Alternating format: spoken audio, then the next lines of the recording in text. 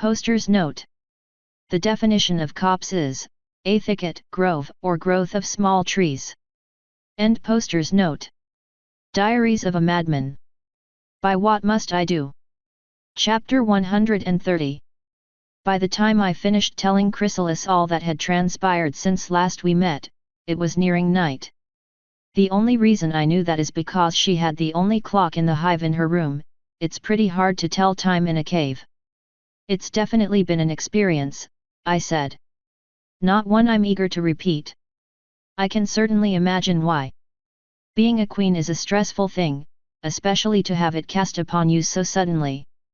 I think I would quite like to meet this Brooke, too. Unfortunately, she's currently too useful to murder.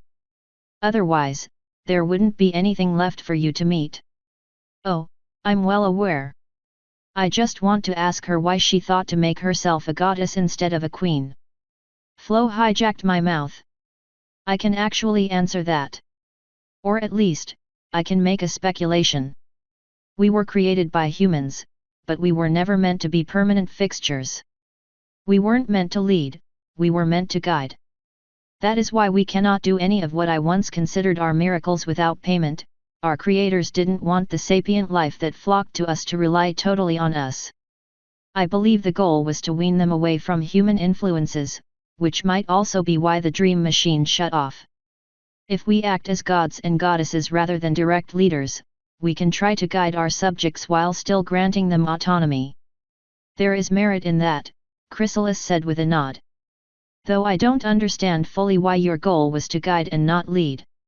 It seems foolish. Humanity died off, Flo replied. They didn't want to guide anyone down a path that they knew led to failure. Especially if great strife and conflict would result from it, leading to a resurgence of discord's power. I see. So you believe he grows stronger the more fighting there is in the world? Absolutely, I said, though I think Flo would have said the same. Judging by some of the history we've found, every time he makes a grand reappearance, it's due to some great act of violence or something like that. Though it's unclear if he's the cause of the strife and just revels in it or if the conflict is what gives him the power. Given his nature and age, I'd say he's some kind of spirit. Given the name he gave himself and the role he takes, I'd say his power waxes and wanes with the rise and fall of discord in the world. When there's peace, the dude's weak. When there's war and everyone's fighting everyone else, he's strong.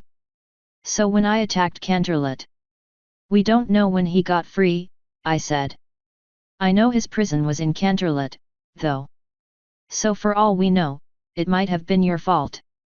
But it could have just as easily been something else. I know I'm hardly blameless. Maybe he felt one of his old enemies around and about and broke out to investigate. Maybe it's just my mind or my species that's discordant enough to give him power. Hell, if we're going to list all the maybes, maybe he brought me here as some kind of cruel joke and is just playing around with everyone. Discord is a master puppeteer. Exactly. I wouldn't be too surprised if he delivered the catalyst for your invasion, trying to get more power by making you attack the ponies. There's also the rebellion in Egypt and a bunch of other stuff that's happened that caused violence. Shit's been mad cray, yo. So no, I don't blame you for him escaping. And I don't think Celestia does, either. The thought hardly worried me. Now, I grow hungry. And you likely need to speak with Watcher. Return to the palace as soon as you are finished. I could feed you. I know. But I also have things to take care of. I am a queen, after all. You can satisfy my needs later. All right, I guess. And I assume you don't want Taya coming back with me. We are going to be flying around the hive quite a lot in the coming days. Having to bring drones to ferry her about would be annoying and inefficient. If you believe she would be of use, I will deal with her. Otherwise, I'd prefer that she help the miners. Okay. Where's the mining guild or whatever? I assume Watcher is still there. I suggest standing. I did so without a word, knowing better than to question something with magic. Sure enough, she teleported me out without another word. I appeared right in front of a bat pony that proceeded to bump into me before he could stop himself. I know you guys like bumping and grinding, but not on my virginal body, please, I said, tousling his hair. Didn't see you there, sir, the guard said, lowering his head and backing away. Are you looking for Watcher? Yet. Is this the minor place? I hadn't really had a chance to look around yet, so I finally looked away from the guard. We were in front of a short and relatively narrow protrusion sticking out of the ground. The guard had just been walking out of a doorway, and I could see a spiral staircase leading down behind him. Oddly enough, the place was on the ground floor of the hive, and yet it had an entire block to itself. Yes sir, this is it. Not much to look at from the outside, but the place is a damn maze on the inside. Very intricate and kinda impressive. Whatever else you can say about the changelings, they can definitely make and stick to a plan. I gotta ask, what is it about my swears that made you guys start using them? I've heard Watcher and Gilda both using fuck, and now you're using damn. What's up with that? We don't really have many words that fit, and you use yours so often with such enthusiasm that we just kinda pick them up, I guess. Fucking weird. Whatever, bitch. Where's Watcher? Back on the ship. God damn it. None of us know the first thing about mining, so we all figured we'd just get in the way. There are enough changelings to have the entire tunnel dug out in days anyway. I'm just the go-between for Watcher and the miners. Though we probably could have just used one of the smarter changelings for that, too. Or a dumber one, with notes. What about Taya? Is she also up there? As far as I know. Good. Unfortunately, Chrysalis is addicted to my hot bod, so she wants me to stay in the caverns tonight. In the caverns, or in her cavern. Alright, maybe it's not so unfortunate. Do we have an ETA on the dig? Anywhere between 3 and 7 days. The tunnel is perfectly sealed up, but the changelings aren't certain if the cavern we're looking for also collapsed. If it did, or if parts of it came down, that'll be the 7 days. They should be able to have the tunnel cleared in 3, assuming nothing goes wrong. Which is something you always gotta assume, I sighed. We've noticed the same thing, sir. Do you have any messages? Or do you want Watcher to send guards? I think Spike and the cat both wanted to come down to make sure you'd be alright. I don't need guards. I'm going to be with Chrysalis almost the entire time I'm here, and she's kinda evil. I don't want guards having to listen to the conversations that are going to inevitably pop up between us. I definitely don't want Spike to hear it. Just do me a favor and bring my sword down sometime tomorrow. Doubt I'll need it, but just in case. Oh, and have Taya prepare a few sets of clothes for me and bring those as well. Yes sir. Need anything else? Is Watcher just going to keep the ship up there? Or is it going back to Appaloosa? Pretty sure he's going to keep it here, in case we're needed or something happens. He mentioned something about giant ants? I don't know. I'm pretty happy to be stationed down here, at least. I hate being in the wastes. But it's nice and cool underground. And plenty of changelings probably willing to fuck you for the slightest chance at some fresh love or lust. He smiled widely. I wasn't going to mention it, but yes. I smiled right back. Just remember that a good chunk of them are probably actually dudes. They can change their gender at will. His smile dipped. They can. Oh yeah. I still remember the first time Doppel turned into a dude when I was balls deep in her ass. I didn't realize what that floppy thing was until it was leaking cum all over both of us. Have fun. I hate you so much sometimes, sir, he sighed, shaking his head. I turned and started walking off. Watch out for trannies, I called over my shoulder as I left. He didn't reply. Chrysalis probably wasn't expecting me back all too soon, so I decided to take a look around the hive, maybe see what changes had been made. And it was also kinda nice to be away from her for a little while, because she always smells funny. I think changelings don't know how to shower properly since they can't really smell anything. There were more changelings out than usual, and almost all of them were flying. Since it was getting late, I figured most of them were probably heading home or something. After about a minute of watching them in the skylanes above me, I started to notice a pattern. All the changelings flying in one direction stayed around a certain height. That way, there would be no worry of collisions. The same pattern existed in the intersections, meaning they didn't have to worry too much about stopping, aside from having to change lanes when they turned. After I figured out that pattern, I realized it was pretty unnecessary with such a big, empty headspace above them. Why confine yourself to lanes when you could go directly where you wanted without much need for traffic? It would be more chaotic, but also more efficient, and Chrysalis seemed to be all about efficiency. It was about then that I saw a group of changelings in armor flying well overhead, in the upper area. That led me to figure they probably used that space for military and emergency purposes. We used the upper space when Chrysalis took me on the patrol to the ant tunnel, and it got a lot of use when the ants attacked, so that was definitely it. That mystery presumably solved, I went back to wandering aimlessly. Not seeing any signs in front of the buildings was somewhat disconcerting, but since most changelings didn't know how to read, it wasn't all that surprising. But you'd think they could at least put up pictures showing what was inside. Then again, if changelings can follow pheromone scents and know someone's profession based on that, they didn't really need signs to tell them what was inside certain buildings. And given the lack of visitors, putting up signs was a waste of time and resources. Before I could ruminate more on the differences in culture, something tapped twice on my butt. I turned around and, as I expected, a changeling was standing there, staring at me with a creepy, unblinking gaze. "You are Navarone," it said. "Yes, I am. Did you need something, or did you just want to cop a feel? We require assistance and one of the mages assigned to our expedition group thinks you can help." "I'm not here for an expedition. We do not believe it will take long. The location is very nearby and all we need is for you to deliver something." "Nah, no one ever needs something that simple. Not from me." "What's the catch?" "All those that attempted to explore the location to which you need to make a delivery were paralyzed and put to sleep.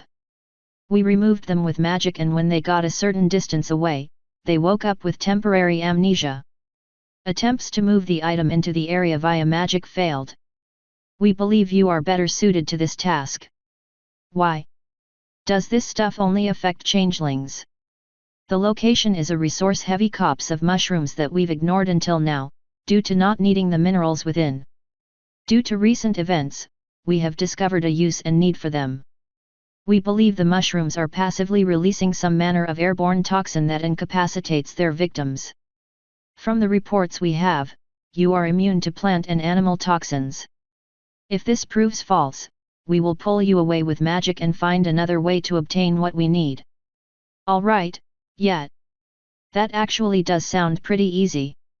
Though I already had a feeling it was just going to go wrong or get overly complicated. What do you need me to deliver?" "An enchanted item that will bathe the location in flames. And there's the complication.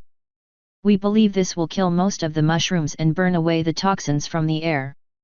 If you couldn't move the item into the area with magic, are you sure a magical item will work?" "No. But from experimentation, it will not explode in the area prematurely. If it fails, we'll have you deliver a toxin of our own to kill off the mushrooms. We can wait for the poisons to dissipate naturally, then." "It sounds easy. Flo? You might as well. Even if it's some manner of animal releasing the toxins, it should be relatively harmless to you. If nothing else, I can assist and ensure nothing goes wrong." The fellow took my internal conversation as hesitation, and added, "You will be compensated, if required. We would not seek to waste your time without something gained." "I'll help. You guys got a long rope or something I could tie around myself in case I get into the mushrooms and then the poison takes effect?" Yes. Come with me. As we started walking, the thought finally occurred that he might be trying to lead me away to hurt me or something, but I pushed that away. I was in the hive and Flo usually had pretty good sense motive checks, so I wasn't too worried. I did notice something while he was talking, though. You have a good vocabulary. I figured changeling schools wouldn't focus too much on that. I attended a university in Equestria. Most sapients and upper sentients do. Sapients another name for intelligentsia. It's the name used by the sentients. And the sapients that don't think too highly of themselves, not that there are many of them. Hey!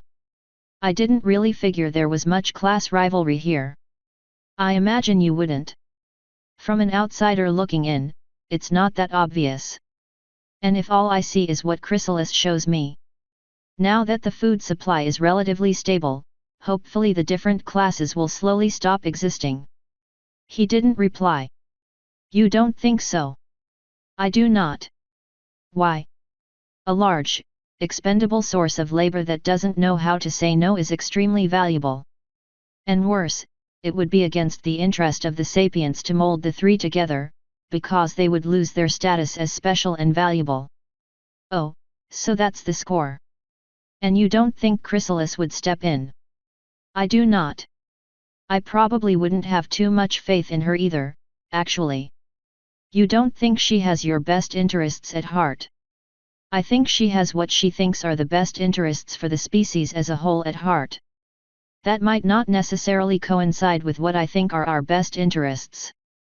It's an unpleasant dichotomy at times. Yeah, I know all about that. It's hard, being a human in a pony's world. He didn't reply.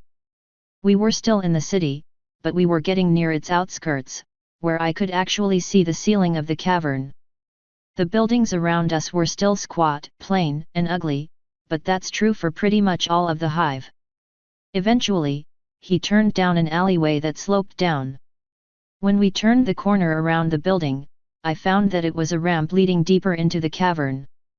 The building continued down with us, with the occasional door leading inside. Soon, the muted sounds from the hive were replaced by the dull echoes of our footsteps. Do you miss Equestria? I finally asked. No. It's too loud, in every sense of the word. There are too many sensations. The colors are too vibrant. The ponies touch too much. The lights are too bright and the sky is too open. And the noise is awing. Those of us who spend too long there come back changed, if they come back at all. Well, at least there are some that still want to come back. Seems like a lot of the ones I meet on the outside are all too happy to stay there. Selfishness is not generally a trait the hive fosters. Unless you're a sapient and you are allowed nearly anything you desire. It's funny how it's almost always those on the bottom that hate the class system. The dude really didn't seem to want to talk, so I finally left him alone. It was nice having an opinion to listen to that wasn't Chrysalis's or Doppel's, though. After about 5 minutes of walking down, we came upon a door carved away from the building. We went through it and followed a short tunnel that opened up into a decently sized cavern. A small group of changelings was right on the other side of the tunnel and a large copse of mushrooms so tall they looked like trees grew on the far side. There's no telling how old they were or what kind they were, but I could tell that several of them were different colors. So he agreed, one of the changelings asked. I did, I replied. I'm supposed to take a magic bomb into the mushrooms. Correct. The changeling's horn lit up and a small wooden orb floated from a pillow up to me. When you get to the center, twist the top, place it on the ground, and leave. It should explode half an hour after you place it. That's not gonna damage the resources you guys need, will it? No, the copper will be fine. Alright, cool. Do you have a rope or something? He nodded and turned to a group of drones. Outfit him with a rope. They leaped to obey, quickly grabbing a rope and looping it around me a few times before tying it. The thing was long enough that they should easily be able to pull me from one side of the cavern to the other without any difficulties. Are you prepared? Just one more thing. There aren't any animals in there I should worry about, right? I mean, I figure there shouldn't be, but... He shook his head. As far as our magic scans have shown, there is only fungi living within the copse. But animals should ignore you anyway, correct? Yeah, probably. But when you've been attacked by demonic undead that want to steal your soul, you stop worrying about things that should be and concern yourself more with avoiding things that might be. True, I suppose. But we believe it to be clear.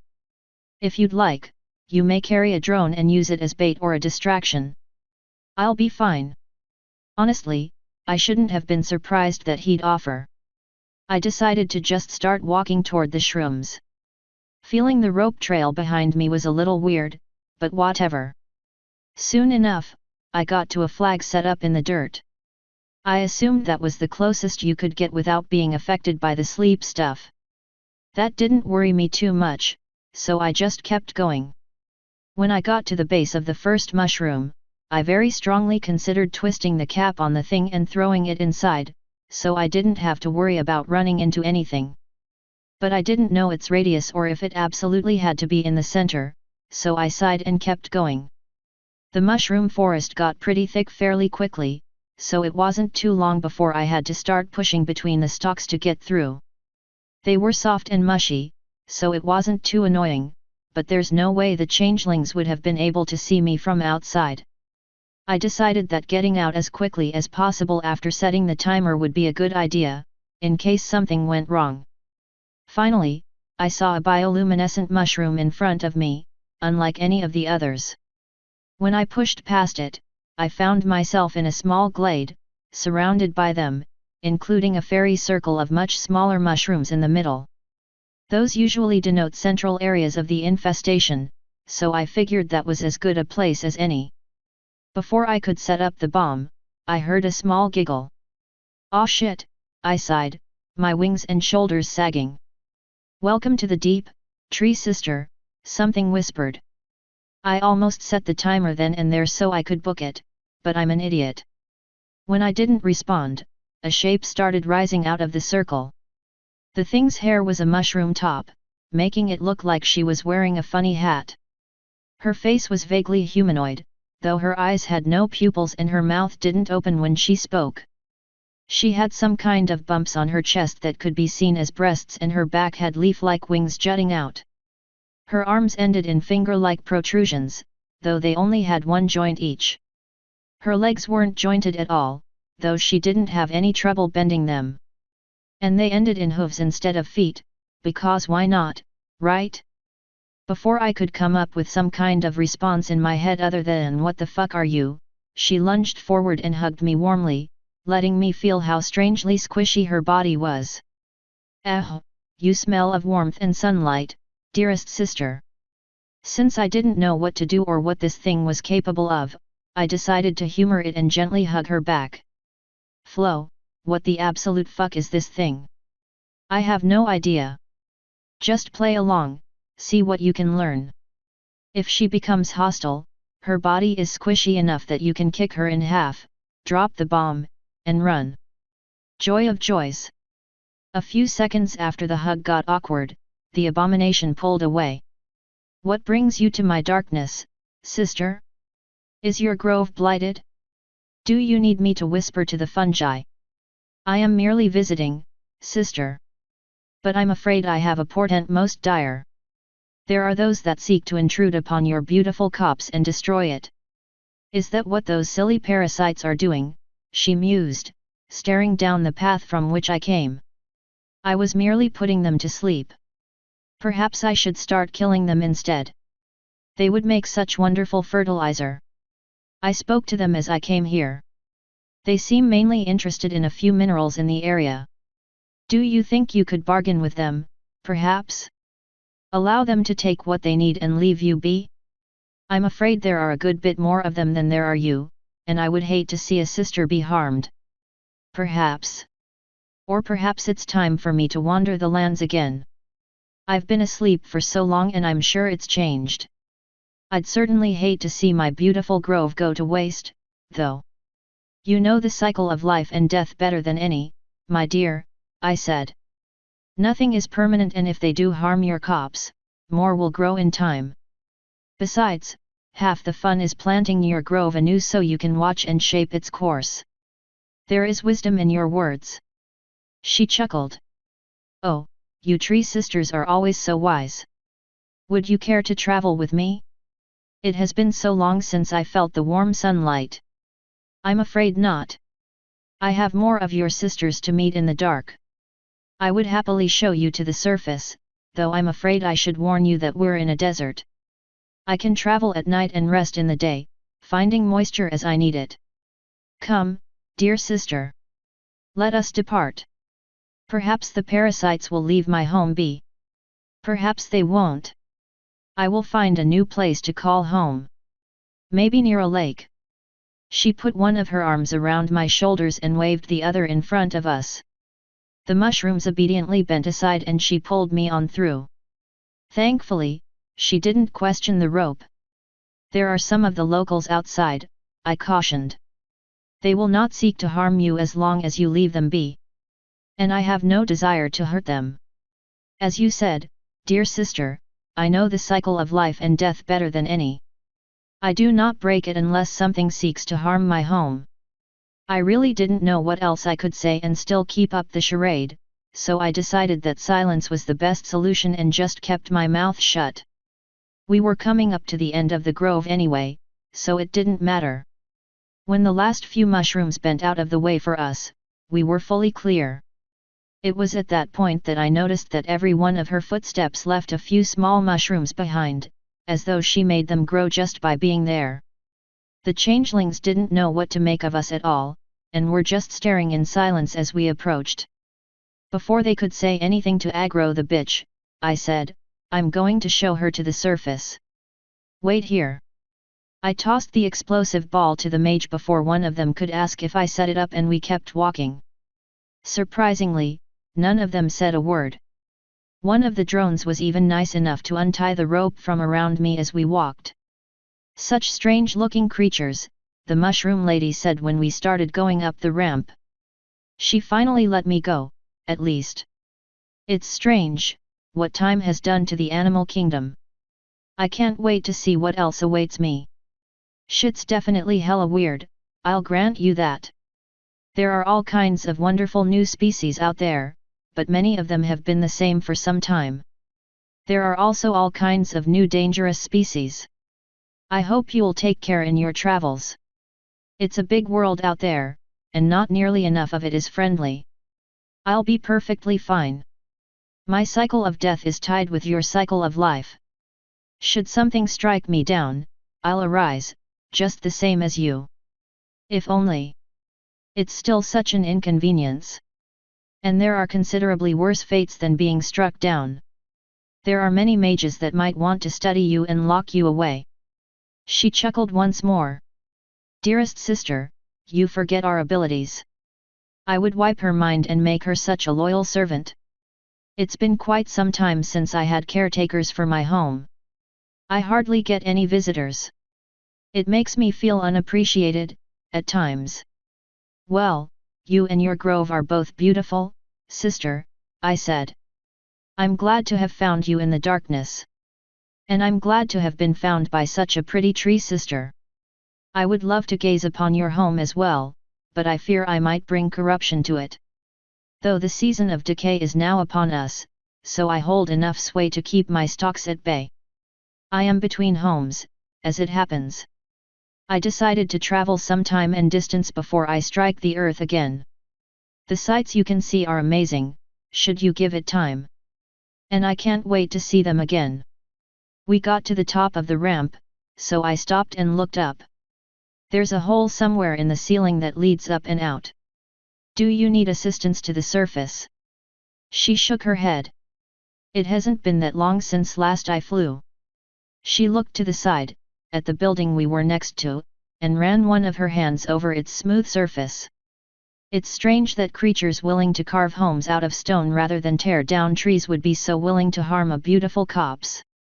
Their priorities are quite different from ours. There's no telling how their strange minds work. True. She turned back to me and pulled me in for a hug. I matched it, of course. She really did feel kinda neat. Once again, she waited until it felt kinda awkward to let go. I wish you well in your travels, tree sister. And I wish you luck in yours, sister of the deep. She smiled and spread her wings. Strangely enough, as if there wasn't already enough strange shit about her, the wings didn't even move as she started flying. She left some kind of dust in the air after her, and I decided it was best to not breathe it in. When she was most of the way to the top of the cavern, I said, "Flo, what the absolute fuck was that thing?" "I still have no idea." "Welp, that's probably gonna be the weirdest thing I'm gonna find for a while." I started walking back down the ramp. I wouldn't jinx it. Nah, you know I like playing it rough and wild. Think I should let the changelings blow up her mushrooms, or try to get them to work around it? Assuming the spores are gone, I'd at least ask if they can work around it. They actually are beautiful, and the area can be used as some manner of park or something. But if the spores are still there, destroying it might be the only option. That works for me. Hopefully she didn't have time to set them to kill, I said. Maybe we can send that mage first. As much as I'd appreciate the irony, that's probably not a good idea. Perhaps they can do a remote test. I kept on walking. So do you think I'm a bad person? A bad person would have vaporized that mushroom lady. I meant, like, in general. Am I generally a bad person? Oh. Kinda. Bad is a strong word, though. Disinterested is closer. I wouldn't call you good, but I definitely wouldn't call you bad. Alright, cool. We walked the rest of the way in silence. When I got to where I wanted to go, the changelings were still standing around, unsure of what to do. "What was that thing?" one of them asked. "I have no fucking clue," I said. "But I think it was generating the poison. You can probably get what you need now." "Excellent. And even better, we can preserve the mushrooms." Queen Chrysalis wanted them saved, if possible. She knew about this? I asked. Indeed she did, though she didn't know we were having difficulties. I suppose including that walking mushroom in our report might be wise. "Would you mind waiting until we test it? If the spores are still lingering, we might have to destroy the grove anyway. We desperately need the minerals within. As long as you do it quickly. I need to get back to the palace soon." He nodded and turned to a random drone. "Go to the mushrooms and then come back." It immediately started walking and didn't even look at the flag when it got to it. It successfully made it to the grove and back. Good. We'll start preparing the dig site immediately. He turned back to me. "Thank you for the assistance, Navarone. Happy to help.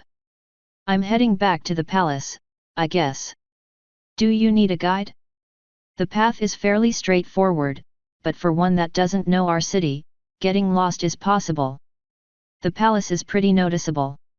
I'll just fly. Very well. It has been a pleasure working with you. Man, you didn't do shit. If you say so. He blinked, shrugged, and started giving orders to the drones while I left. I was fairly used to the walk at that point, so it passed quickly enough. Soon, I was back in the open, where I could fly to the palace in peace. Since I didn't really want to get into any more adventures, I decided to do just that. Of course, when I got there, I had no fucking clue where to go. Thankfully, I have a guardian Flo, so she pointed out the right window and I let myself in, then walked to Chrysalis's personal bed chamber. As tempting as it was to strip down and drape myself invitingly over her bed, I figured it probably wasn't too great of an idea. Instead, I just chilled on the chair she stole from Canterlot and waited. It didn't take too long for her to return. "I somewhat expected you to be stripped down and draped invitingly over the bed," she commented as she walked in. "I thought about it, but I figured you'd want to unwrap me yourself. Or just cuddle, if you're gonna be a tease. Now, if I was going to tease you, I'd get off myself, then bring you to the edge and stop. A few times, maybe. And if you were a really good little filly, I might get you off before we went to bed. Or I might just cuddle up so close that you can't help yourself. Well, I would offer to throw you on the bed and ravish you right proper, but I'm afraid I lack the equipment at the moment. And I would offer to use my ovipositor to teach you a lesson about anal, but the opiates can last for a day and they're mildly addictive. But I happen to be a changeling, so silly matters like gender and sexuality mean very little. Flo decided to whisper a very important point to me, one that I'm glad she thought of. Before we start, I have to know. You can get pregnant from anything. Can you get anything pregnant? That's what magic is for. Before, I wanted you to father a brood. Now, I know you have no desire to become pregnant. Or do you? I most definitely do not. I don't want or need any damn parasites growing in me, leeching off my life force. If that's truly how you view children, I pity you. That's how babies are. Remember, I'm a mammal. You're some kind of weird bug thing. So while you get to lay nice eggs, I have to deal with a live birth, something growing inside of me and using my energy and my food to survive and grow. I don't want any part of that. Well, I suppose you have no fear of it. It would be hard for a one-of-a-kind species to find itself pregnant. At least, without my assistance. And of that, I'm extremely grateful. Now then, shall we commence? She smiled and slowly morphed into a diamond dog. How about some role play? You can be Navarone and I can be a miner taking revenge. As long as you don't do anything permanent, I'm fine with that. Though she cut me off by grabbing my arm and physically tossing me onto the bed. Some things are not worth remembering. I woke up the next day feeling very sore and full of regret. Flo, why does roleplay always involve either me getting raped or me raping Sweetie Belle? Because you're very bad at saying no to people. But hey, at least you technically enjoyed it. Or at least, a part of you did. I thought you were supposed to support me through traumatic experiences. I know your every thought as you're having them. If any part of that last night had been traumatic, I would have pulled you from consciousness and put a stop to it. You're just being melodramatic. I think you might finally understand what it means to be a woman. Fuck you too, Flo. She just giggled at me. Thankfully, Chrysalis turned back after she was done, so instead of being held by a bestial dog person, I was being cuddled by a horrifying bug abomination. After a moment of wondering why I always ended up waking up first, I decided it wasn't worth figuring out and just relaxed, letting my body get some much-needed rest. When she finally woke up, she made sure to let me know by gently nibbling at my ear. I wasn't quite sure she was doing that on purpose, though, so I waited to see if she would do something else. After a few seconds of that, I felt her pull back and then she started kissing the back of my neck. My wings twitched in response and my back unconsciously arched away from her, giving her better access. She took advantage of it and continued kissing down, stopping at the base of my wings to play with that sensitive spot. When they both fully extended and were twitching uncontrollably, she moved on, kissing my lower back. I wanted to tell her to go even lower, but I knew that's just what she wanted. Finally, she used magic to carefully lift me up and place me on my back, and used one hoof to gently knead at my lower belly while the other caressed a wing. "Good morning, Nav," she barely breathed out. "It would be a better one if you went all the way," I just as quietly replied. She grinned and rolled off of me, then pointed down at something I'm fairly certain a female shouldn't have. "I'll eat my breakfast if you eat yours," she said. When we were ready to start the day, or at least, as ready as I could be given that I didn't have a change of clothes, we first made our way to the throne room. It was much easier this time, because she wasn't trying to show off. Instead of going the long way around, we flew out the opening at the end of the hall and went in the main door, since that led almost directly to the throne chamber. "So what do you spend a normal day doing?" I asked when we got there. "I spend the first few hours listening to reports I specified that I needed the night before, here in the throne room. Then one of my delegates gives me a list of petitioners that need to see me, to either ask for permission or to fill me in on a report I might find important. I usually spend most of the rest of the day going to them to see what they need. Why go to them and not have them come to you? It's considerably more efficient for me to attend them than for them to come to me. It also allows the common changelings to see me considerably more often, so they know firsthoof that I am taking an active role in governing." "But couldn't you see more petitioners in a day if they came to you instead?" "Yes. If I had enough projects going on, I would revert to that system, unless an emergency just occurred. That is why I was so active after the ant attack the last time you were here. I believed it was important to be seen. And this method also creates somewhat of a competition for my time. Only those that truly need or deserve my attention will get it. Makes sense, I guess. Now, are you always this sexy?" "Yes." With that answer, the doors opened and the boring work of royalty began.